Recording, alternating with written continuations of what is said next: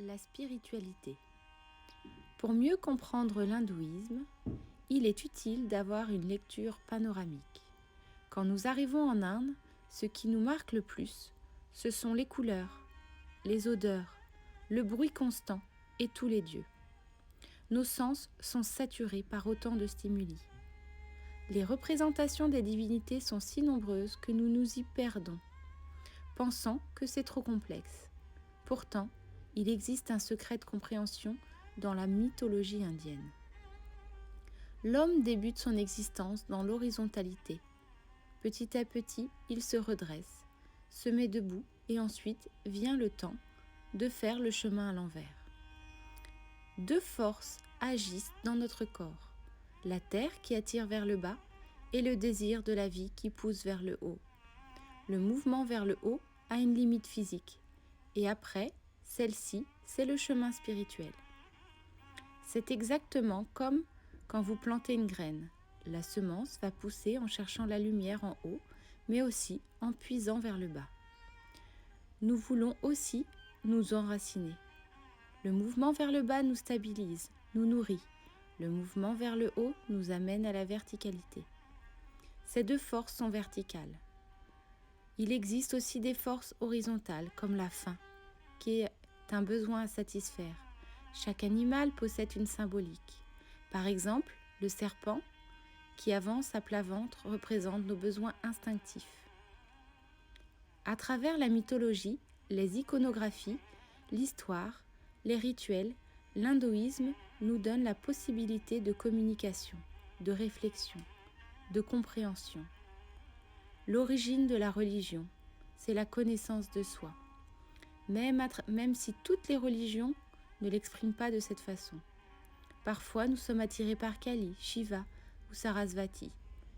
Nous retrouvons des histoires qui parlent de nos comportements à travers les différentes divinités, ce qui les rend familières. Quelquefois, le personnage nous correspond jusqu'à un certain âge, puis après, ça évolue. L'objectif, c'est que tous ces personnages nous aident à grandir. Les divinités sont créées pour répondre à une autre difficulté personnelle. Nous avons besoin de rejeter nos responsabilités sur quelqu'un. Tous les peuples ont inventé une idée de Dieu pour alléger leurs souffrances. À chaque image, statue ou iconographie, nous rencontrons un enseignement. L'Inde, malgré ce que nous imaginons, ce n'est pas un pays de croyants, mais plutôt de chercheurs. Des chercheurs de vérité qui nous animent. Cette force de pensée est le courant principal qui a été valorisé par un ensemble de méthodes, d'outils pour atteindre la connaissance de soi. Qu'est-ce que l'hindouisme ? C'est un ensemble de méthodes et d'outils développés durant des milliers d'années par différents maîtres. Il n'y a pas un seul fondateur, mais plutôt une série de fondateurs. Il n'y a pas un livre, mais une bibliothèque. Il n'y a pas un dieu, il y a des dieux. Toutes ces représentations sont faites pour méditer. Comme nous avons un esprit extrêmement complexe, nous avons besoin de simplicité. L'hindouisme nous dit, lorsque nous sommes parfaitement en harmonie avec nous-mêmes, nous sommes en harmonie avec l'univers. L'amour devient la loi spontanée. Y a-t-il une vraie et une fausse spiritualité ? Il y a toujours une confusion dans ce monde, celle de l'être humain. Ne sachant pas pourquoi nous nous levons, il est difficile de comprendre le sens de la vie. Toutes les questions existentielles qui existent à l'intérieur de nous englobent le monde de la spiritualité. L'étude de la véritable spiritualité provoque un détachement de la vie en société pour davantage aimer et respecter l'univers. La spiritualité indienne est enseignée à celui qui est en demande.